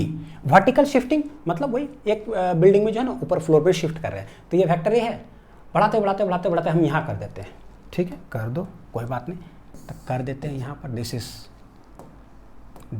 Is vector क्या हो गया बच्चों, ए, हमने शिफ्ट कर दिया, दिस इज वर्टिकल शिफ्टिंग। अभी दोनों के बीच का एंगल है थीटा, जब हम शिफ्ट किए तो what is the angle between A and B, how to find the angle between A and B, Hindi में क्या बोले बच्चों, खींच दो, खींचते हैं, तो वेक्टर ए को मैंने खींच दिया, तो ये तो यही हो गया, वेक्टर बी को खींच दो, दिस इज वेक्टर बी, तो वेक्टर ए है इधर इस पॉइंट पर, वेक्टर बी है इधर, दोनों का टेल टेल मीट किया, दिस इज द एंगल। देखो गौर करके, क्या हम कह सकते हैं ये लाइन ऐसे और ये लाइन ऐसे, तो भाई ये दोनों तो लाइन पैरेलल हो गया, पैरेलल है, ये लाइन इसे ट्रांसवर्सल कट कर रहा है, तो again this becomes corresponding angle, theta फिर से क्या हो जाएगा, सेम। तो यहाँ भी एंगल है थीटा और वहाँ भी एंगल है थीटा, हेंस हम लोग कह सकते हैं कि vertical shifting is also allowed in vectors, ठीक है, दोनों हम कर सकते हैं, कोई रोक टोक नहीं। तो ये concept of parallel shifting of vectors है। अब बच्चों देखो पैरेलल शिफ्टिंग ऑफ वेक्टर सीख लिए ना, अब मैं आप लोग को जो है ना पीछे जो बता रहा था, ये बता रहा था obeys vector law of addition, वो सिखाता हूँ, जरा देखिए क्या कि भाई what is vector law of addition. Vector law of addition कहता है कि, क्या कहता है वेक्टर लॉ ऑफ एडिशन, कि अगर कोई मान लीजिए कि कोई जो है ना एक पत्थर है बच्चों, ऐसे समझो क्या है, कोई एक पत्थर है, उसको ना कोई फोर्स लगा करके, लेट F1 कोई फोर्स लगा रहा हो, अब वेक्टर अब सब कुछ समझ में आ रहा है, क्यों एरो लगा रहे हैं, काहे लिख रहे हैं, सब कुछ, कि एक पत्थर को पकड़ के कोई ऐसे फोर्स लगा के खींच रहा हो, तो ये पत्थर किधर जाएगा, इधर जाएगा। अगर मान लीजिए कि ये ना लग करके पत्थर को पकड़ के कोई फोर्स ऐसे लगाता, सिर्फ ऊपर ही, ये नहीं रहता ये, तो पत्थर किधर जाता, ऊपर जाता। लेकिन अगर साइमल्टेनियसली एक ही साथ में इधर भी खींच रहा है एक इंसान और इधर भी खींच रहा है, तो सवाल है कि पत्थर जाएगा किधर, पत्थर जाएगा किधर, तो पत्थर किधर जाएगा पता है, आप सोच करके देखो, इधर भी खींचेंगे ना, तो पत्थर ना इधर जाएगा ना इधर जाएगा, चला जाएगा कहीं बीच में। तो ये हो गया क्या, this is the final result which we get, कि पत्थर जाएगा किधर। तो हम लोग इसी को बोलते हैं, पता है क्या, रिजल्टेंट। क्या बोलते हैं बच्चों, रिजल्टेंट फोर्स किधर लगा, क्योंकि पत्थर सच में इधर चला जाएगा, इस रास्ते हवा है, हवा में पत्थर ऐसे जाएगा, सच में जाएगा, तो इसीलिए हम लोग बोलते हैं कि रिजल्टेंट ये लगा, बन गया ऐसे। गौर करके देखो कि दिस इज F1 फाइनली पत्थर इधर चल गया, उस पर दो तरह का फोर्स लग रहा था, एक ऐसे एक ऐसे। अभी हमने सीखा है कि भाई कोई वेक्टर होता है ना, उसको हम लोग शिफ्ट कर देते हैं तो कोई फर्क नहीं पड़ता है। F1 और F2 के बीच का एंगल था यहाँ पर थीटा, शिफ्ट करते हैं बच्चों। F2 ऐसे लग रहा है ना, उठा करके ऐसे घसका दो, तो जब घसका देंगे ना तो ये मेरा हो गया क्या, F2। What is shifting? Shift करने से चाहे F2, क्योंकि क्यों शिफ्ट, मतलब होता क्या, फोर्स लग तो ऐसे रहा है, तो भाई चाहे ऐसे बनाओ यहाँ, चाहे ऐसे, जैसे मान लो मैं खड़ा हूँ, हाँ क्या शिफ्टिंग कर रहा हूँ बच्चों, मेरे को कोई मार रहा हो, एक इंसान आदमी ना ऐसे मारने वाला है, मान लो ऐसे ऐसे मारने वाला है, तो चाहे मैं यहाँ खड़ा हूँ, चाहे मैं यहाँ खड़ा रहूँ और चाहे मैं यहाँ खड़ा रहूँ, उसका जो डायरेक्शन ऑफ हिटिंग होगा मेरे को मारेगा कैसे, ऐसे ही मारेगा। तो भाई ऐसे मारे या फिर यहाँ आकर के ऐसे मारे, क्या है ये, शिफ्टिंग ऑफ वेक्टर्स। वो एक डायरेक्शन बताता है कि इस डायरेक्शन में है भैया, बस चाहे आप इधर ले लो चाहे इधर, पता चलता है कि पत्थर को इधर खींचने वाला है। ठीक, देखो गौर करके यहाँ पर हो क्या रहा है, मैं एक चीज लिखता हूँ, टेल, टेल के बाद आ जाए पता है क्या, हेड, हेड के बाद आ जाए टेल, फिर टेल के बाद आ जाए हेड। अगर ऐसे होते चल जाता है ना तो हम लोग बोलते हैं इट इज इन ऑर्डर। क्या बोलते हैं बच्चों, इट इज इन ऑर्डर में है। अगर मतलब टेल हेड हेड अगर चलते जा रहा हो तो बोलते हैं it is in order, order order, tail के बाद हेड, हेड के बाद मतलब टेल, सीरियल वाइज। लेकिन अगर हेड हेड टकरा जाए, टेल टेल टकरा जाए तो बोलते हैं भैया कोलिजन हो गया। तो एक रूल होता है, लॉ होता है बच्चों, law, triangle law of addition of vector. Force हमको पता है कि वेक्टर क्वांटिटी है, तो कोई भी वेक्टर क्वांटिटी होगा ना तो एक triangle law of addition of vectors hold करता है। कैसे, जब हम शिफ्ट किए ना तो एक दो ट्रायंगल बन गया, क्या बन गया यहाँ पर पता है, ट्रायंगल। और ट्रायंगल लॉ कहता क्या है, देखना, यह है टेल, ऑर्डर में लेते जाइए, टेल के बाद हेड, एक फोर्स लगा इधर, फिर ये कैसे है, उस फोर्स का ये है टेल, ये है हेड, तो फिर टेल से हेड। देखने से नहीं लग रहा बच्चों, यहाँ से गए यहाँ, फिर यहाँ से गए यहाँ, यार वहाँ तो मुड़ी मुड़ी दुओं का टकरा गया। तो डायरेक्ट रिजल्टेंट क्या कह सकता है कि भाई टेल बताता कहाँ से शुरू किए, हेड बताता कहाँ गए, टेल से गए यहाँ, फिर यहाँ से गए यहाँ, फाइनली बोलता है कि यार यहाँ थे और चल गए यहाँ, क्योंकि डायरेक्शन ये बता रहा है।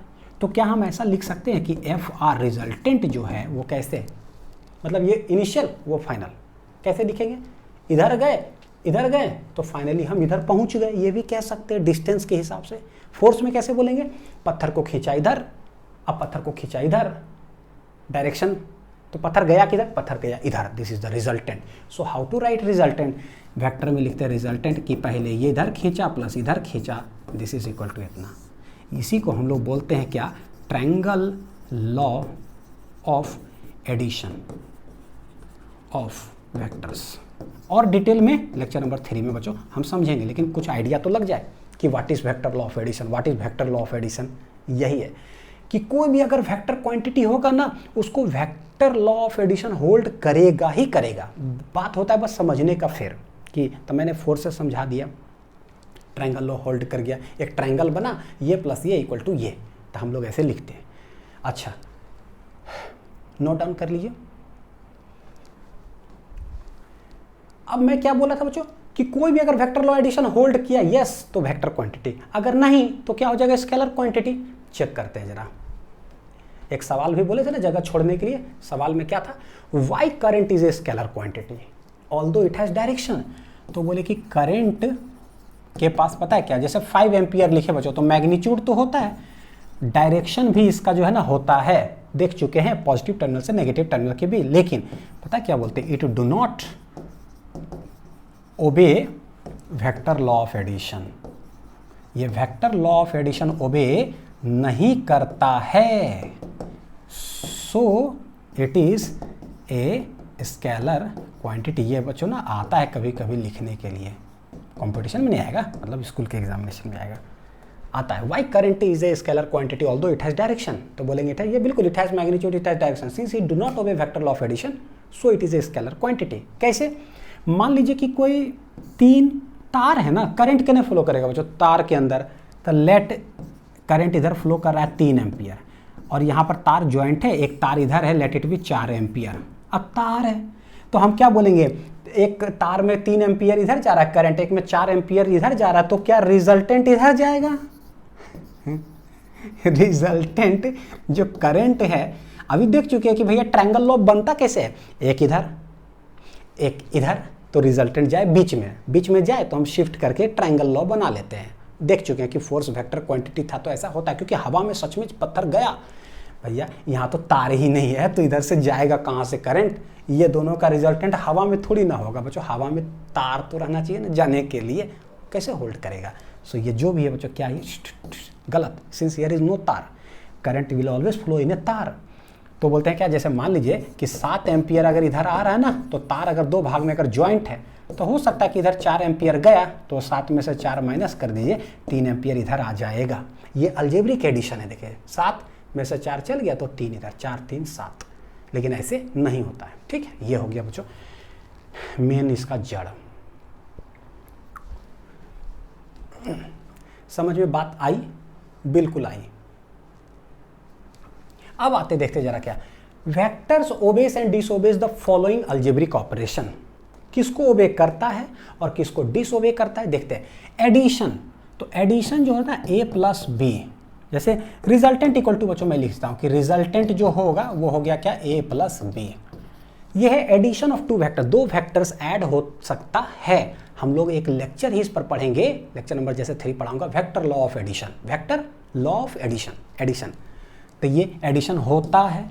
सब्ट्रैक्शन, तो वहां पर हम लोग एक लेक्चर, अलग लेक्चर होगा सिर्फ सब्ट्रैक्शन पे, यानी वेक्टर्स ना सब्ट्रैक्ट होता है, हम आराम से सब्ट्रैक्ट कर सकते हैं।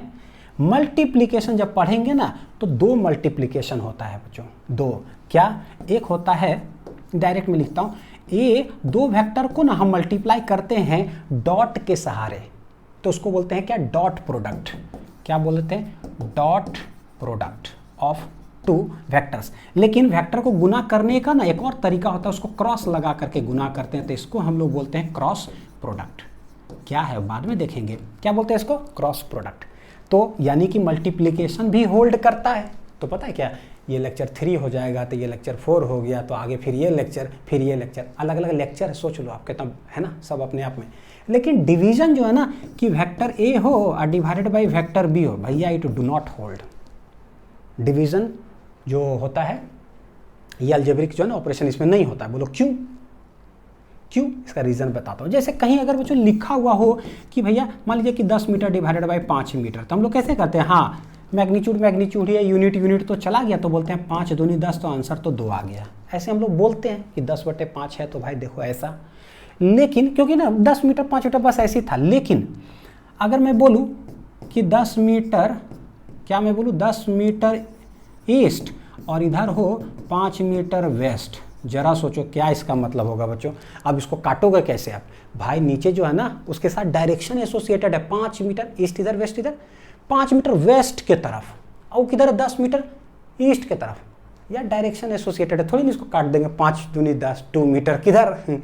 तो जब डायरेक्शन एसोसिएट होता है डिवीजन में, it has no significance, hold नहीं करता है बच्चों, ठीक है। तो इसका कोई मतलब नहीं, इसको काटेंगे हम नहीं। तो ये हुआ इसका जो है ना वेक्टर्स का जो प्रॉपर्टीज है। अब देखिए, the value of a vector का value is always greater than 0। हमेशा कोई भी वेक्टर क्वांटिटी है तो उसका जो वैल्यू होगा ना वो ग्रेटर देन ही 0 होगा, मतलब कि पॉजिटिव ही होना चाहिए। It cannot be less than 0, यानी इट कैनॉट बी नेगेटिव। भैया इसका क्या मतलब हुआ, तो लेट बच्चों मैं उदाहरण देता हूं, लेट ए वेक्टर क्वांटिटी को उठाते हैं, लेट ए वेक्टर क्वांटिटी जिसका एग्जांपल समझने के लिए लेते हैं, उसको ले लेते हैं फोर्स, ठीक है। लेट 2 वैल्यू में लेता हूं, लेट मान लीजिए कि 10 Newton and -20 Newton force is acting on a body, acting on a body. 2 force जो है बच्चों क्या हो रहा है, लग रहा है, कितना 10 और -20। तो पता है क्या होता है, देखिए जरा, इन मैथ्स में कहानी क्या है और फिजिक्स में कहानी क्या है, दोनों में ना कहानी अलग अलग है। मैथमेटिक्स बोलता है कि भाई 10 न्यूटन और -20, तो -20 क्या हो जाएगा, कम, क्योंकि नेगेटिव है, और 10 रुपया ज़्यादा, -20। मैथ्स है, बिजनेस, 10 रुपया 10 करोड़ रुपया मेरे पास है, अब मेरे पास -20 करोड़ है, तो ऐसे ही समझ में आ जाता भैया वो फायदा में है, तुम बहुत नुकसान में हो, पता चल गया। तो मैथमेटिक्स कैलकुलेशन, तो मैथमेटिक्स के हिसाब से क्या है ना कि -20 न्यूटन जो हो जाएगा ना वो लेस देन हो जाएगा किससे बच्चों, 10 न्यूटन। 10 न्यूटन ज़्यादा हो जाएगा। लेकिन फिजिक्स जो है ना फीलिंग का चीज़ है, फिजिक्स फील होता है, प्यार होता है फिजिक्स से, फिजिक्स दिखता है। ठीक, ये माइनस उनस जो है ना वो मैथमेटिकल कैलकुलेशन नहीं होता फिजिक्स, फिजिक्स गजब दिखता है। फिजिक्स के अनुसार जो है ना पता है क्या होगा, -20 Newton will be greater than 10 Newton. Physics में -20 न्यूटन का क्या मतलब, तो मतलब देखिए क्या है, कैसे ऐसा हो गया।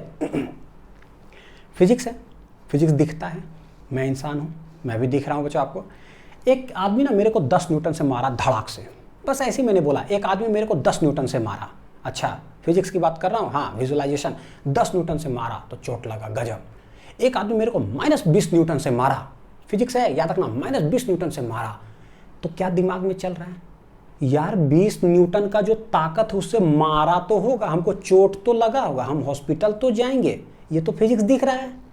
तो वही चीज़ है भैया, -20 न्यूटन में ना माइनस का सिग्निफिकेंस खत्म हो गया। 20 न्यूटन मेरे को मारा तो मेरे को चोट लगा, मैं गया हॉस्पिटल। इसका मतलब पता चल गया चोट किससे ज़्यादा लगेगा, इससे मेरे को ज़्यादा चोट लगेगा और इससे कम चोट लगेगा। तो यहाँ तो माइनस का मतलब, बस माइनस का मतलब ये होता है बच्चों फिजिक्स में। देखो जरा, मान लो कि मैं ना ऐसे खड़ा हूँ, अगर मान लीजिए कि इसको हम लेते हैं पॉजिटिव डायरेक्शन तो नेगेटिव डायरेक्शन इसको लेना पड़ेगा, है कि नहीं, राइट साइड पॉजिटिव तो लेफ्ट साइड नेगेटिव, तो एक्चुअली ये नेगेटिव पॉजिटिव का सिग्निफिकेंस हो गया। एक इंसान मेरे को 10 न्यूटन मारा, तो भैया 10 न्यूटन मारा होगा टुवर्ड्स इस ऐसे, तो -20 न्यूटन का मतलब होता है कि एक इंसान मेरे को 20 न्यूटन मारा होगा टुवर्ड्स लेफ्ट साइड, जो कि एक्चुअली क्या हो गया, -20। ये मतलब होता है फिजिक्स में, ठीक है। तो बोलोगे सर तो इसका मतलब -20 का मतलब क्या, इसका मतलब हुआ बच्चों क्या, देखिए जरा, the value of a vector is always greater than 0। कोई भी वेक्टर क्वांटिटी, ये जो है क्या है, फोर्स एक वेक्टर क्वांटिटी है। वेक्टर क्वांटिटी में जो होता है ना माइनस लगा हुआ, इसका मतलब ये हुआ कि वेक्टर क्वांटिटी के अंदर जो माइनस साइन होता है ना वो एक्चुअली डायरेक्शन बताता है। बहुत खतरनाक इंपॉर्टेंट चीज बोल रहा हूं, कोई भी वेक्टर क्वांटिटी हो उसके अंदर अगर माइनस साइन लगा हुआ है, it means that it indicates direction, वो कभी भी उसका वैल्यू इंडिकेट नहीं करता है। ये नहीं कि 10 न्यूटन मेरे को मारा, आएगा -20 न्यूटन, इसका मतलब माइनस मतलब मेरे को मार भी नहीं किया होगा, नेगेटिव, मेरे को मारा ही नहीं भैया, पता नहीं कर्जा में है, मारेगा हमको। मैथमेटिक्स जैसा नहीं है कि -20 मतलब मेरा पैसा चला गया, मेरा ना लूट गया, मेरा बिजनेस डूब गया। फिजिक्स -20 न्यूटन, भैया मेरे को मारा ही नहीं है, अभी कर्जा में है, वो अभी मारेगा हमको, ऐसा कुछ नहीं बचा। -20 का मतलब भैया मेरे को मारा, मैंने गया हॉस्पिटल, ठीक है। नेगेटिव का मतलब बस डायरेक्शन उल्टा है, मारा तो है मेरे को, तो ये चीज़ है। तो यहाँ से एक कंक्लूजन निकलता है बहुत खतरनाक कि इन ए वेक्टर क्वांटिटी अगर कोई है, negative sign always indicates direction, always indicates, क्या इंडिकेट करता है बच्चों, डायरेक्शन। नेगेटिव जो साइन होता है वो ऑलवेज इंडिकेट्स डायरेक्शन। तो यहाँ पर ये कंक्लूजन, इसको लिख लीजिए अच्छा से। जो भी कंक्लूजन, कोई नोट पॉइंट ऐसा कुछ आए तो आराम से उसको अलग से कर लीजिए। देखिए यहाँ क्या है सवाल, रिप्रेजेंट द फॉलोइंग वेक्टर्स। ये जो वेक्टर है उसको आप रिप्रेजेंट करिए, बस रिप्रेजेंट करना है। वेक्टर ए है 2 यूनिट्स ड्यू ईस्ट, देखते हैं, देखो ऐसे करके, बी में है क्या 3 units due west, 4 unit due north और एक क्या है south. East west north south, इसका भी बहुत बड़ा जो है ना ये होता है। आप बच्चों जो है ना, आप देखो कमेंट सेक्शन में ही बताना तो मेरे को पता चलेगा कि देखो क्या है। ऐसे ईस्ट वेस्ट नॉर्थ साउथ पढ़ तो रहे बहुत बचपन से थोड़ा, क्या आपको भी वही कन्फ्यूज़न है जो मेरे को कभी कन्फ्यूज़न हुआ था क्या? यह है ईस्ट, यह है वेस्ट, नॉर्थ किधर? ऊपर। जैसे क्लास में सर पूछे हाँ तो नॉर्थ किधर होगा बेटा बताओ, तो किधर होगा सर ऊपर, तो साउथ किधर? तो नीचे। अब मैं बस यहीं पर बोलता हूँ, आंसर थोड़ी नहीं बताऊंगा। क्या आपको भी यही कन्फ्यूज़न है, या मतलब आप भी यही जान रहे हो बच्चों, या आपको पता है भाई सच में नॉर्थ किधर होता है? बोलते हैं नॉर्थ किधर? ऊपर। यानी मैं ऐसे खड़ा हूँ, ऐसे खड़ा हूँ तो एक एक कैसे बोलते हैं? ईस्ट तो वेस्ट बोलते हैं ना, ईस्ट वेस्ट, बहुत अच्छी बात है। नॉर्थ किधर? ऊपर। साउथ ऐसे बोलते हैं क्या? ये पता है एक्चुअली नॉर्थ ऊपर नहीं होता है। नॉर्थ बच्चों क्या है? ऊपर नहीं होता है। तो किधर होता है पता है? नॉर्थ ठीक मेरे सामने होता है। किधर होता है बच्चों, मेरे सामने है। ठीक है, तो हम लोग कैसे बोलते हैं पता है, देखिए हालांकि ऐसे कैसे, ईस्ट, यहाँ मतलब जैसे मैं खड़ा हूँ बच्चों वैसे, ईस्ट, वेस्ट, नॉर्थ मेरा किधर पता है, सामने, एकदम स्ट्रेट, मेरे नजर के सामने। वाह, जिगर के पास, नजर के सामने, जिगर के पास कोई रहता है, वो हो तुम। देखिए क्या है, नजर के सामने। बहुत अच्छा गाना आ गया, वाह, मेरा फेवरेट। तो नजर, नॉर्थ किधर होता है, ऊपर नहीं, नौ से नजर, हाँ, तो नजर के सामने, ऊपर नहीं, ऊपर का मीनिंग कुछ और हो जाएगा। तो बोलेंगे वेदर, ईस्ट किधर, ईस्ट, वेस्ट, नॉर्थ सामने, साउथ किधर, मेरे ठीक पीछे। आगे भी पढ़ाऊंगा वेक्टर्स में, तो इस पर खूब न्यूमेरिकल आता है, भयानक भयानक न्यूमेरिकल आता है। अब मेरे को बस यहाँ पर रिप्रेजेंट करना है वेक्टर को 2 यूनिट्स ड्यू ईस्ट। तो हम क्या करें भाई, 2 यूनिट्स। तो बच्चों यूनिट्स का मतलब क्या, कोई बता दे कि 1 यूनिट, तो 2 यूनिट मेरे को बताना है। तो बस रिप्रेजेंट मतलब क्या, 1 यूनिट लेट इट भी इतना दूरी है ओरिजिन, मतलब कहीं पर है ओरिजिन, तो यहाँ से 1 यूनिट, तो 2 यूनिट हो जाएगा यहाँ। तो भाई एक एरो ऐसे लगा दो, दिस इज क्या, वेक्टर ए। तो पता चल गया कि अच्छा 2 यूनिट्स का रिप्रेजेंटेशन है। ये यूनिट जो कर रहा हूँ ना, देखने में लग रहा होगा बड़ा टाइम पास जैसा, सर क्या इसी, तो कोई भी बच्चा भी बना देगा भाई, इसी से पूरा दुनिया चल रहा है, पूरा फिजिक्स, यूनिट, 1 यूनिट कितना, तो 2 यूनिट इतना, बस खत्म। बी किधर है, वेस्ट की तरफ, वेस्ट है इधर, वेस्ट किधर है बच्चों, इधर। तो कितना, 3, 1 2 3, तो this is vector B. North की तरफ कितना, 4, तो 1 2 3 4, ये हो गया मेरा सी वेक्टर। और उसके बाद 5 है साउथ की तरफ, तो बोलेंगे 1 2 3 4 5, तो ये हो कितना हो गया, वेक्टर डी है 5 यूनिट्स टुवर्ड्स कितना, साउथ। देखो ऐसे भी खड़ा होगा तो आपको पता चलेगा, ईस्ट इधर राइट साइड, वेस्ट इधर लेफ्ट साइड, नॉर्थ मतलब नजर के सामने, जिगर के पास। तो वैसे आप गाना याद रखो, आपको याद हो जाएगा। अब आते हैं बच्चों, देखिए क्या, एक और सवाल, give directions of following vectors, बताओ कि क्या है। तो वेक्टर ए है 30 डिग्री ईस्ट ऑफ नॉर्थ, ये बड़ा कंफ्यूजन होता है, east of north, south of west, west of north, पता नहीं क्या क्या, इसका व्यवस्था कैसे हो। तो देखिए 30 डिग्री जो ये लिखा हुआ है ना, ईस्ट ऑफ नॉर्थ, ये भैया अंग्रेजी है। अंग्रेजी पता है आपको बहुत मुश्किल होता है, कोई बच्चा अगर अंग्रेजी ना बोल रहा हो इंजीनियरिंग कॉलेज में, मान लीजिए इंग्लिश नहीं आता यार, उसका कैंपस सिलेक्शन में दिक्कत हो जाता है, बड़ा समस्या है ना। तो इंग्लिश को बच्चों ठीक करके रखना है, इसलिए मैं कहता हूँ इंग्लिश बड़ा मुश्किल है, हिंदी समझते हैं जरा, अपना लैंग्वेज। ये इंग्लिश लिखे ऐसे, ईस्ट ऑफ नॉर्थ, समझ में नहीं आया कि है किधर, ईस्ट वेस्ट नॉर्थ साउथ, है किधर, कैसे समझेंगे, हिंदी में समझो। हिंदी पता है कैसे होता है, हिंदी में कैसे लिखते हैं, इंग्लिश इधर से चला ना, हिंदी इधर से आता है बच्चों, नॉर्थ से ईस्ट के तरफ कैसे लिखते हैं, हिंदी उधर से, नॉर्थ से किधर, 30 डिग्री ईस्ट के तरफ, 30 डिग्री ईस्ट के तरफ, ये इसका मतलब होता है। तो इन इंग्लिश दिस इज ऐसा लिखा हुआ, बड़ा मुश्किल होता है भैया, हिंदी में ठीक ठाक है। नॉर्थ से, तो पहले देख लो कि नॉर्थ किधर है, नॉर्थ किधर है भाई, नॉर्थ इधर है, नॉर्थ से ठीक है 30 डिग्री ईस्ट के तरफ, तो नॉर्थ पे, यानी नॉर्थ पे हम चले गए, ईस्ट की तरफ जाना है, ईस्ट किधर है बच्चों, उस साइड, कितना जाना है 30 डिग्री, तो 30 डिग्री चले गए ईस्ट की तरफ, रुक जाओ। सो ये हो जाएगा मेरा डायरेक्शन, यानी वेक्टर ए को रिप्रेजेंट अगर करना होगा तो हमको पता चल जाएगा कि ऐसे है।